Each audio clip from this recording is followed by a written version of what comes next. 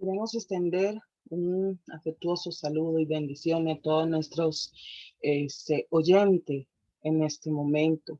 La bendición del Padre, del Hijo y del Espíritu Santo sea con cada uno de ustedes en sus vidas, en sus hogares.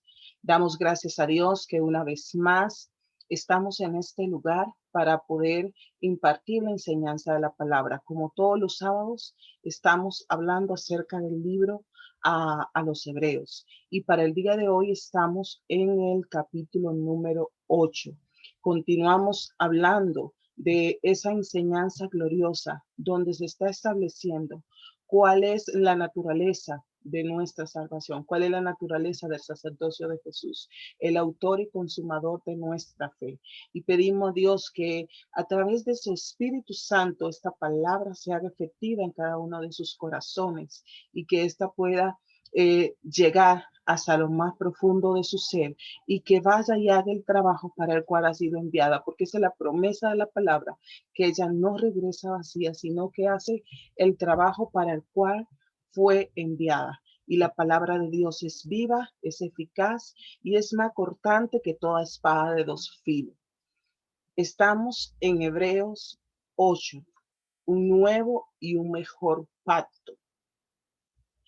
Hebreo 2, 8, del 1 al 2 nos dice, ahora bien, el escritor nuevamente puntualizando, el punto principal de lo que venimos diciendo es que tenemos tal sumo sacerdote, el cual se sentó a la diestra del trono de la majestad de Dios en los cielos, y es un ministro del santuario, de aquel verdadero tabernáculo que levantó el Señor y no ningún hombre. Entonces, desde la enseñanza que se viene dando anteriormente acerca del sacerdocio de Jesús, empieza a enfocar cuál es el punto principal. Dice que debemos considerar que tenemos un sumo sacerdote, el cual está sentado a la diestra de la majestad de los cielos. Dice que ministrando en el santuario, en uno que es verdadero, que lo levantó el Señor y que no fue levantado por ningún hombre. La enseñanza de este capítulo 8, recordemos que desde Hebreos capítulo 1 al 6 viene haciendo una serie de señalamientos y advertencia de situaciones que se vienen dando en la iglesia de los hebreos y situaciones que se pueden estar dando en la iglesia de hoy día.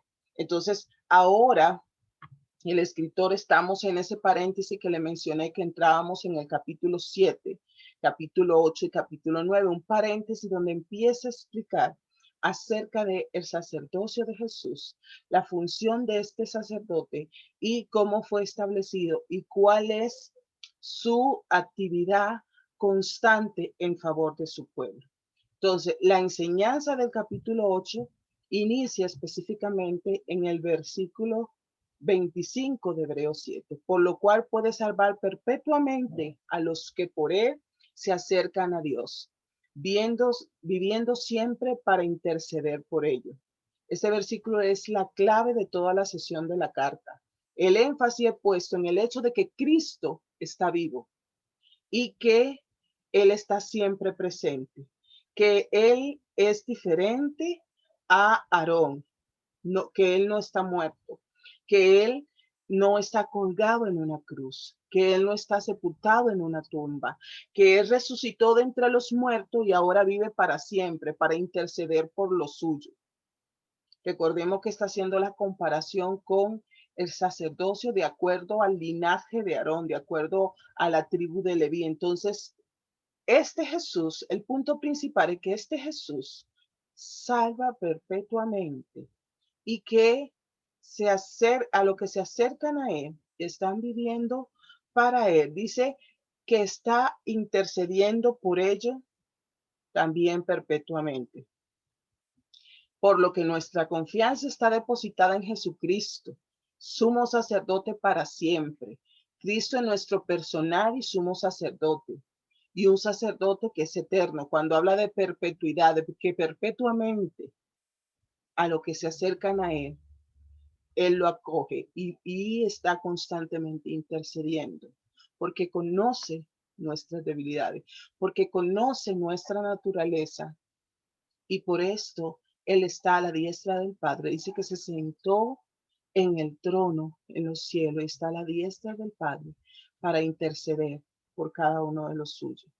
Entonces, este capítulo 8 se revela y se declara que su ministerio es incomparable al antiguo pacto o al antiguo ministerio sacerdotal, que este sacerdocio es mucho más glorioso y es mucho más efectivo, que no caduca y que no tiene que estar cambiando cada vez que un sacerdote muere, porque nuestro sacerdote está vivo y está vivo para siempre.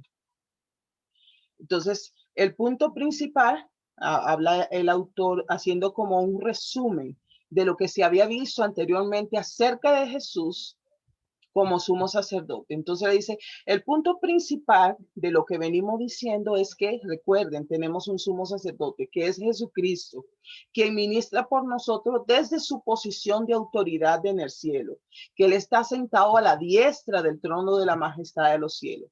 Jesús se sentó en el cielo en contraste con los sacerdotes del antiguo pacto, que estaban bajo la ley de Moisés, tenían que estar constantemente, cada año, llevando ofrenda y presentando al pueblo delante de Dios y siendo mediador en esa ceremonia constante entre Dios y el pueblo.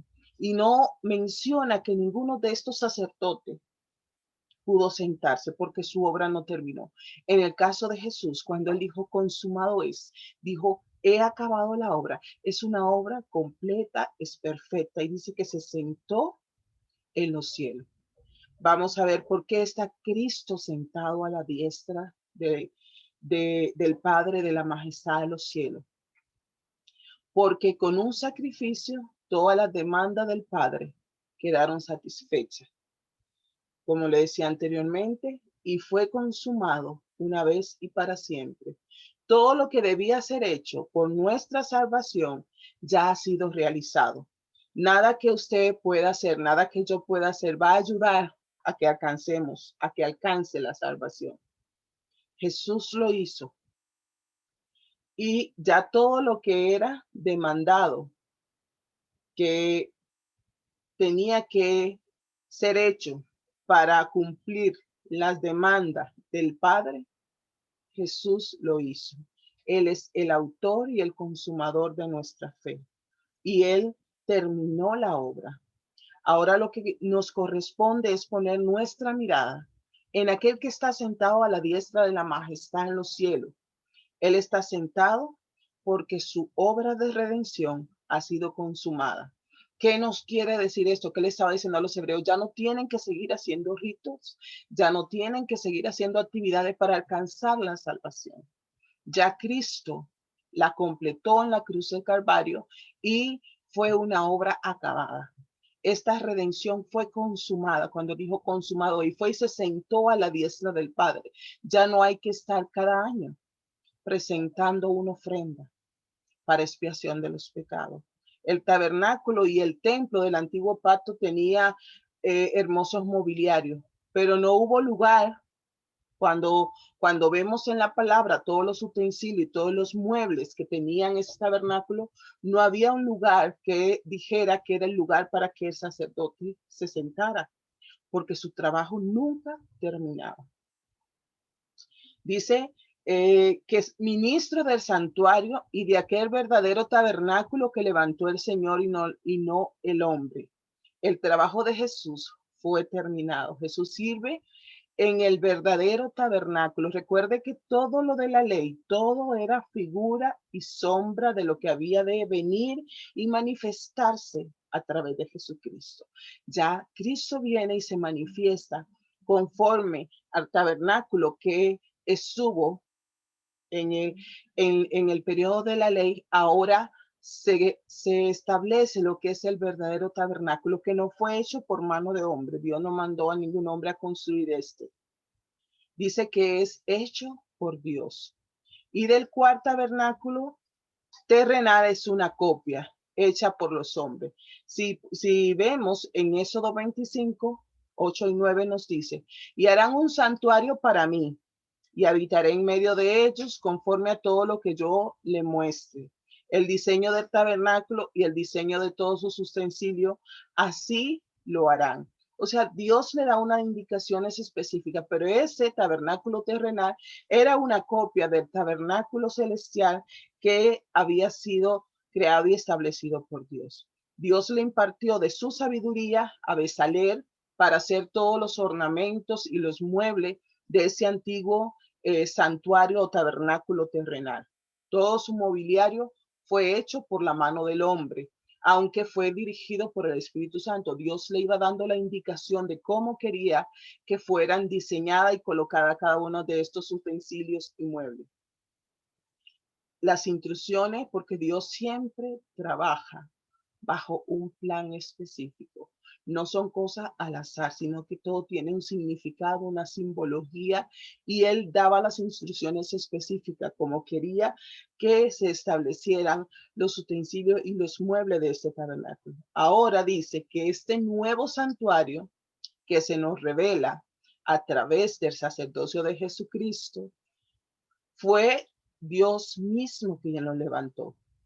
Entonces, el sacerdote de Jesús, el sacerdocio de Jesús tuvo un sacrificio y fue un mejor sacrificio.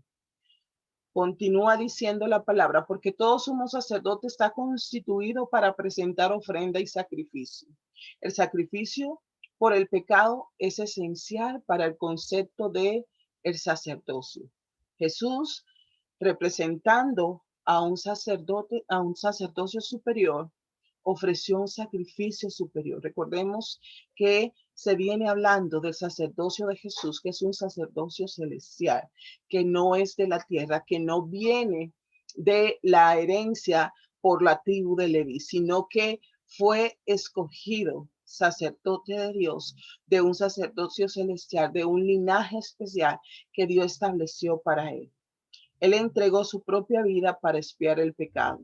Él no fue a llevar una ofrenda como hacían los demás sacerdotes, que llevaban un animalito y lo sacrificaban por él, por sus pecados y por los pecados del pueblo, sino que él mismo se ofreció. Dice que era necesario que este sacerdote tenga algo que ofrecer. A pesar de que Jesús nunca ofreció un sacrificio según lo dictaba la ley de Moisés, él ofreció el mejor sacrificio porque se ofreció a sí mismo. Se puso él como propiciación, se puso él como ofrenda, se puso él como cordero sustitutivo por cada uno de nosotros.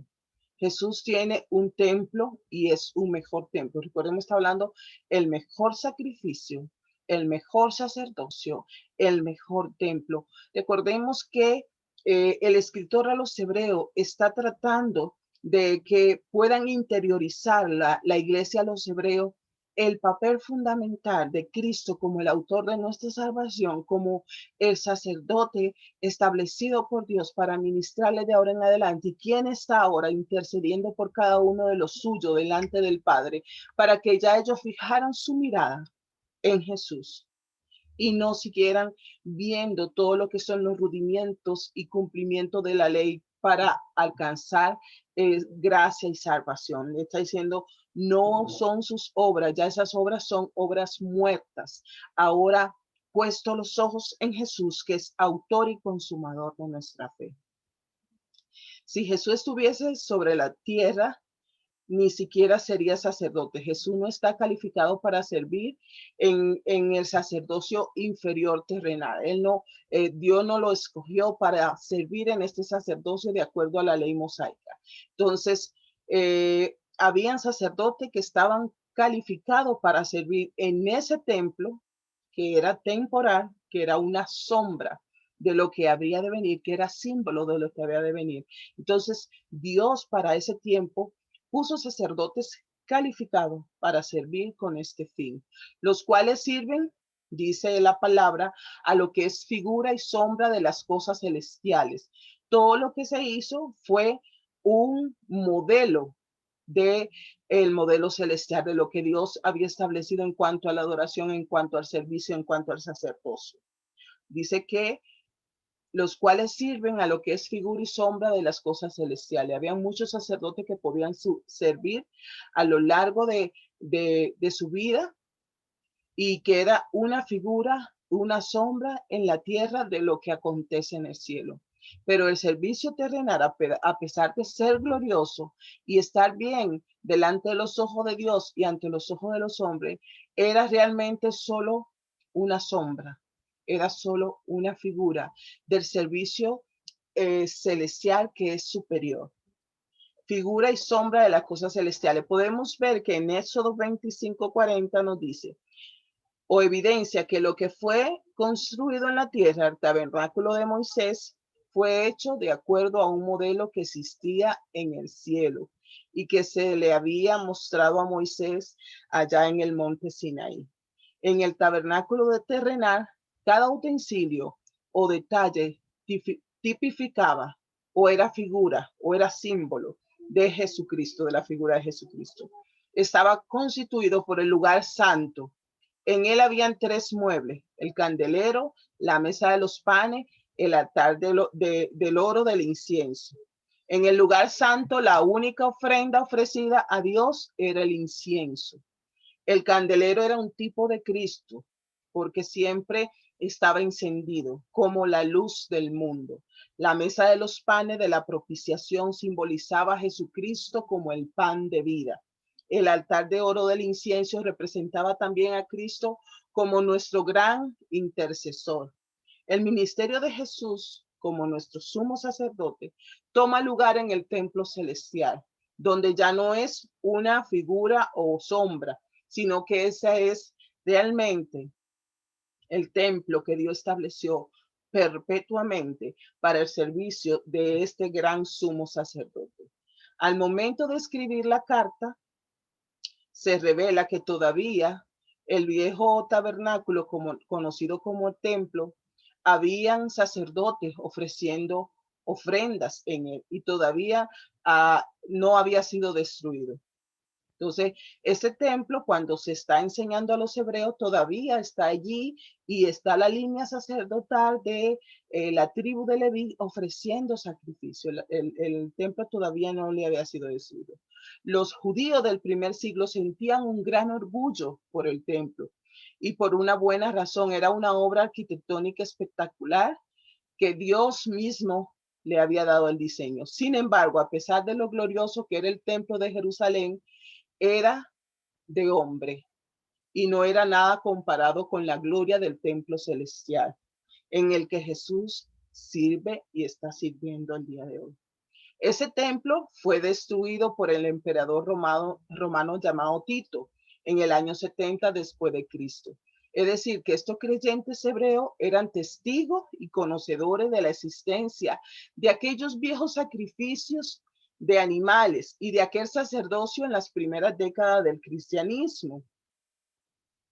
Como resultado, Jesús preside sobre un sacerdocio superior con un mejor pacto y mejores promesas. Entonces, el autor evidencia cómo ya ese tabernáculo terrenal, ese templo terrenal, ya no es necesario que sigan ofreciendo sacrificio, porque ahora Jesús ha establecido un nuevo sacerdocio, un nuevo templo y que es superior y que hay un mejor pacto con mejores promesas. Pero ahora, tanto mejor ministerio es el suyo, refiriéndose a Jesús, cuando es mediador de un mejor pacto, establecido sobre mejores promesas. Jesús obtuvo un mejor ministerio. Ningún sacerdote terrenal podía echar fuera el pecado de forma que Jesús lo hizo. Recordemos que en la antigua práctica, bajo la ley, se cubría el pecado del pueblo. Pero con el sacrificio de Jesús que se ofreció a sí mismo, el pecado fue quitado de en medio. Así que el ministerio de Jesús es mucho mejor que el ministerio del sacerdocio bajo la ley de Moisés. Jesús ha mediado para nosotros un mejor pacto, un pacto de gracia, no de obras. que ha sido garantizado para nosotros por medio de un fiador.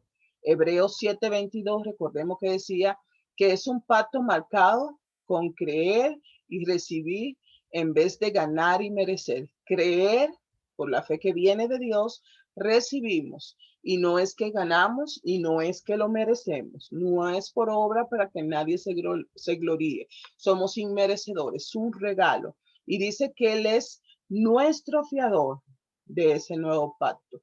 El nuevo pacto se haya establecido sobre mejores promesas y estas promesas son incondicionales. Recordemos que antiguamente las promesas que Dios había establecido para el pueblo de Israel eran condicionadas.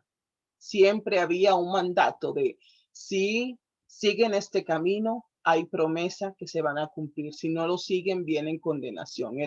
Era, es un pacto de muerte y de condenación.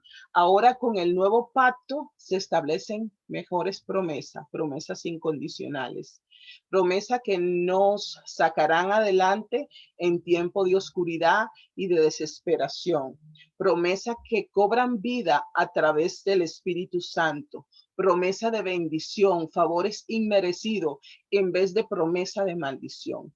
Moisés era el mediador del antiguo pacto porque él unió las dos partes. Jesús es el mediador del nuevo pacto, un mejor pacto uniéndonos a Dios el Padre. Moisés era el mediador de ese pacto entre Dios y el pueblo, ahora es Jesús, y por eso se habla de ese mejor pacto. Podemos ver que a través de la historia del pueblo de Dios se hicieron varios pactos que tienen que ver con el plan redención de Dios. Un pacto eterno entre los miembros de la divinidad que hizo posible la salvación del hombre. El plan redentor de Dios fue constituido por medio del pacto que Dios le hizo a Abraham.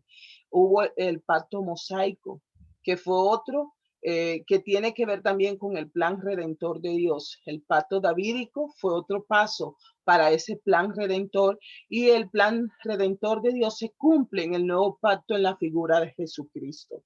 Entonces, Dios siempre llevó planificado y ordenado y en el cumplimiento de los tiempos dice que envió a su Hijo para que tomara forma humana y que se ofreciese a sí mismo para que quitase de una vez y para siempre el pecado de su pueblo. La superioridad del nuevo pacto, el simple hecho de que Dios haga mención de otro pacto, es la evidencia de que el antiguo pacto estaba incompleto. Porque si aquel primero, dice textualmente, la cita bíblica en Hebreo 8, porque si aquel primero hubiese sido sin defecto, ciertamente no hubiese procurado lugar para un segundo. Si Dios estableció un nuevo pacto, significa que algo le faltaba a ese antiguo pacto. El nuevo pacto dice es mejor que el pacto mosaico en cuanto a su efectividad. Hebreos 7:19 nos dice, pues nada perfeccionó la ley y de la introducción de una mejor esperanza, la cual nos acerca a Dios. Pues nada perfeccionó la ley. Está hablando de que era imperfecta, que estaba incompleta.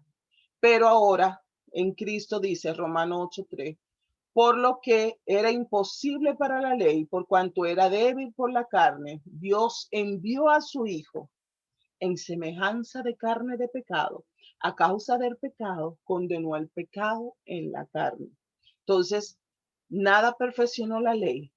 Era imposible que la ley pudiese dar la salvación eterna, pudiera tener esa perpetuidad, porque era débil, porque era en la carne, porque era mandato incompleto y de condenación. Pero dice que envió a su Hijo en semejanza de hombre, de carne de pecado, y a causa de ese pecado condenó el pecado. El nuevo pacto, como lo presenta el Antiguo Testamento, lo podemos ver en Jeremías 31, 33 y 34, donde el Señor dice que vienen días donde él va a establecer un pacto con la casa de Israel. Después de los tiempos, después que la iglesia sea arrebatada, Dios ahora va a hacer un pacto diferente con el pueblo de Israel por la promesa que le hizo a Abraham y que él mismo se encargará de escribir la palabra en sus corazones. Dios muestra que con esta promesa que está haciendo en Jeremías 31, que algo le faltaba a ese antiguo pacto, porque promete un nuevo pacto en los días de Jeremías, fue ese pacto y que todavía no se ha cumplido, que está todavía en el futuro. He aquí que vienen días, está hablando de futuro, y voy a establecer, no está hablando de lo que Cristo está haciendo ahora por la iglesia, sino que hay un pacto que Dios hace en cumplimiento al pacto, a la promesa hecha a Abraham de redención para su pueblo. Estableceré. El Señor deja claro que este pacto se origina en Dios, no en el hombre. En el Sinaí, bajo el antiguo pacto, la palabra era, si ustedes guardan, va a acontecer tal cosa. Pero en el Nuevo Testamento, en el Nuevo Pacto, la palabra son, yo voy a establecer, o sea, yo soy el garante, yo soy el que estaba prometiendo. Este pacto es realmente nuevo, no solamente es nuevo, sino que está mejorado. Cuando Dios dice que es nuevo, en verdad es un nuevo pacto con la casa de Israel y la casa de Judá. El nuevo pacto definitivamente empezó con Israel, pero no terminó con Israel. Vemos en Mateo 15:24, respondió y dijo, no soy enviado sino a las ovejas perdidas de la casa de Israel. Pero recibiréis poder cuando haya venido, Hechos 1:8, sobre vosotros el Espíritu Santo y me seréis testigo en Jerusalén, en Judea, en Samaria y hasta lo último de la tierra. Este pacto no es como el pacto que Dios hizo con sus padres. Una vez más, se hace énfasis en que hay algo sustancialmente diferente en este nuevo pacto.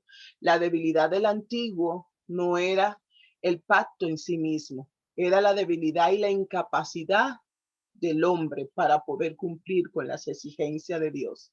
La razón por la cual el antiguo pacto no funcionó fue porque ellos no permanecieron en mi pacto, dice la palabra. ¿Por qué no fue efectivo? Porque ellos no permanecieron. Por eso ahora Dios dice, yo voy a establecer, yo voy a establecer. Ahora no está poniendo como garante, si ustedes hacen, si guardan, si ustedes caminan de tal manera, sino que yo voy a establecer ese nuevo pacto, donde Él está poniéndose como principal actor, que el pacto se origina en Dios y no en las obras que puedan hacer las personas. Pondré mi ley en sus mentes y en sus corazones la escribiré. Entonces, ¿qué está diciendo? Que este nuevo pacto para con Israel conlleva una transformación desde adentro, no una regulación a través de la ley externa, a través de la obra. Y seré para ellos su Dios y ellos me serán a mí por pueblo. El nuevo pacto también incluye una intimidad con Dios mucho más grande que la que estaban disponible en el antiguo pacto. Y nunca más me acordaré de sus pecados y de sus iniquidades. El nuevo pacto ofrece una verdadera y completa limpieza de pecado, diferente y mejor que solamente cubrir por encima, que era lo que hacían los sacrificios del antiguo pacto, cubrir momentáneamente. Dice que ahora ofrece una verdadera limpieza del pecado. El pecado ya no prevalece ante este nuevo pacto, que es un mejor pacto. La importancia de este nuevo pacto, al decir nuevo pacto, ha dado por viejo el primero. Y lo que se da por viejo se envejece y está próximo a desaparecer, continúa el autor explicando. Ha dado por viejo lo primero. Ahora que se ha inaugurado el nuevo pacto, el antiguo pacto es viejo. El mensaje para esos desanimados cristianos judíos de la iglesia de Hebreos que pensaban en regresar a una fe más judía, es claro que ellos no pueden simplemente regresar a un pacto inferior, el cual está listo para desaparecer por completo. Entonces el autor le está haciendo el hincapié diciendo, ya ese pacto va a desaparecer. Ahora estamos bajo un nuevo pacto, que este nuevo pacto tiene un mejor sacerdocio, tiene un mejor templo, es una mejor adoración y ahora hay alguien que es el garante de ese pacto y que ya él pagó el precio. Entonces le está diciendo, el antiguo pacto va a desaparecer porque ya tiene su cumplimiento en el nuevo pacto. Entonces ya este no es funcional para que sigan con la idea de regresarse a estas prácticas. El sistema de sacrificio bajo la ley de Moisés desapareció poco tiempo después de la destrucción del templo y la destrucción de Jerusalén por parte de los romanos. Lo que se estaba diciendo en esta palabra acontece años después. Es importante señalar que a la iglesia el Señor en su palabra nunca la llama casa de Israel. La iglesia es otro pueblo totalmente diferente a Israel. En este pasaje en Hebreo 8 a 10, Dios le está hablando a estos hebreos y haciéndoles saber que Él no ha terminado con el pueblo hebreo, sino que vendrán días en que estas palabras ofrecidas desde los días de Jeremías se harán para cumplir con ese pueblo específicamente. Y todavía esa profecía no se ha cumplido. Dios no ha terminado de tratar con el pueblo de Israel y esas mejores promesas habrán de cumplirse con y para ello en el futuro reino milenial de Jesucristo, que Dios se lo ha prometido y es la promesa que tiene para con Abraham. La diferencia entre el antiguo y nuevo pacto, ya como un resumen o cierre, tiene que ver con, primero, fueron instituidos en épocas diferentes. El antiguo pacto fue hecho en el año 1446 a.C., el nuevo pacto alrededor del año 33 después de Cristo, con la crucifixión, muerte y resurrección de Jesucristo. Son diferentes en sus mediadores. Recordemos que Moisés era el mediador del antiguo pacto, que este era eh, un hombre terrenal y que terminó su proceso y murió. Jesús es el mediador del nuevo pacto, el cual se ofreció a sí mismo, murió, resucitó y vive para siempre. Dice que está sentado a la diestra del Padre intercediendo por su pueblo. Es diferente en su punto principal. El antiguo pacto demandaba un pacto basado en las obras, donde le decía, si guardan, si ejecutan, si hacen, si caminan de esta forma, pero ahora el nuevo pacto cumple con esa obra a través de la obra completa de Jesucristo. Ya no es por lo que nosotros podamos hacer para ser merecedores, sino por lo que Cristo hizo en la cruz del Calvario, que nos hace alcanzar la justificación para con Dios. Diferente en cuanto al sacerdocio. Recordemos que el antiguo pacto es representado por el sacerdocio de la ley de Moisés. El sumo sacerdote desciende de la familia de Aarón y los sacerdotes de la tribu de Leví. El nuevo pacto es un sumo sacerdote según el orden de Melquisedec, que hemos venido hablando que es un sacerdocio celestial. Diferente en su sacrificio.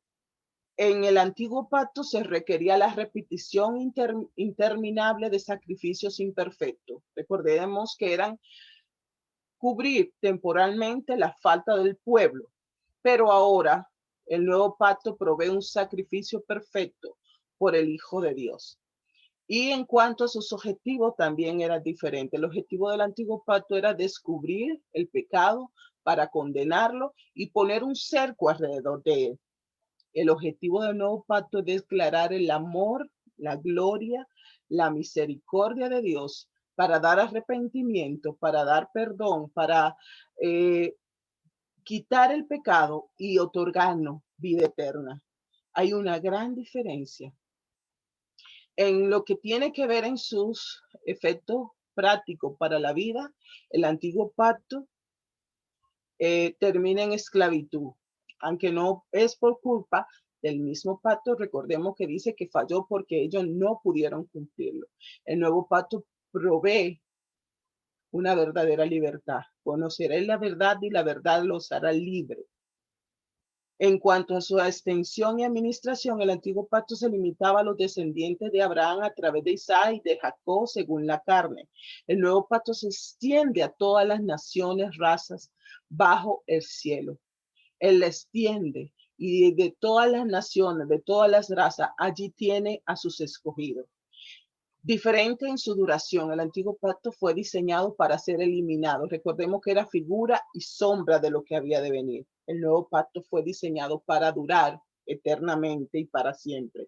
Es un pacto perpetuo que el Señor ha establecido. Entonces, nosotros hoy estamos bajo esa nueva promesa en Dios, bajo ese nuevo diseño de un sacerdote que fue establecido una vez y para siempre y que está a la diestra del Padre intercediendo por nosotros y que en su infinita misericordia y bondad no toma las obras como parte de ese proceso de regeneración, de redención, de salvación, sino que por su gracia hemos entrado bajo este pacto, que es un pacto superior, que es una mejor adoración, es un mejor templo, y tenemos un intercesor que vive y vive para siempre.